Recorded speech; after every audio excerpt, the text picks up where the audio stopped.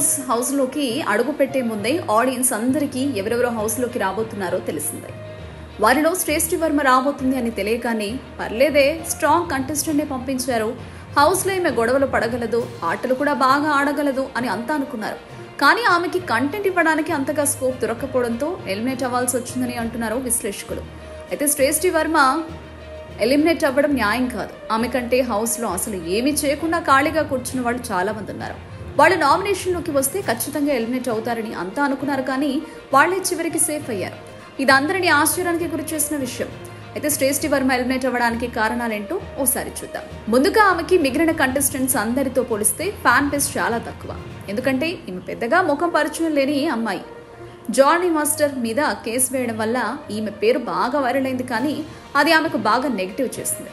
ఆమె ఎవరో తెలిసిన ఆడియన్స్ కూడా ఓట్లు వేయలేదు. అది ఆమె ఎలిమినేట్ అవ్వడానికి ప్రధాన కారణమైంది. అంతేకాకుండా ఈమెకు కంటెంట్ ఇచ్చే స్కోప్ కూడా మొదటి వారంలో రాలేదు. ఎక్కువ శాతం content Emmanuel, Bharani, Tanuja, mask man Harish, Sanjana, Manish వంటి కంటెస్టెంట్స్ చుట్టూనే కంటెంట్ తిరిగింది. ఒకవేళ ఈమెకు ఏదైనా టాస్క్ పడి బాగా ఆడి ఉంటే ఖచ్చితంగా ఎలిమినేట్ అయ్యేది కాదేమో. ఎందుకంటే ఈమె టాస్క్లను చాలా బాగా ఆడగలదు. టాస్క్ ఆడే అవకాశాన్ని సంజన కల్పించింది, కానీ ఈమెకు సపోర్ట్ గా వేరే కంటెస్టెంట్ ఆడాల్సి వచ్చింది. అందుకే ఈమెకు ఉపయోగపడే ఫుటేజ్ రాలేదు. ఈమె కనిపించింది కేవలం ఇంటిని ఊడవడం, అదే విధంగా సంజనని సిగ్గు లేదా అని తిట్టినప్పుడు మాత్రమే. వాటిని కూడా ఈమె పెద్ద కంటెంట్ లాగా మార్చుకోలేకపోయింది. అందుకే ఎలిమినేట్ అయింది అనుకోవచ్చు.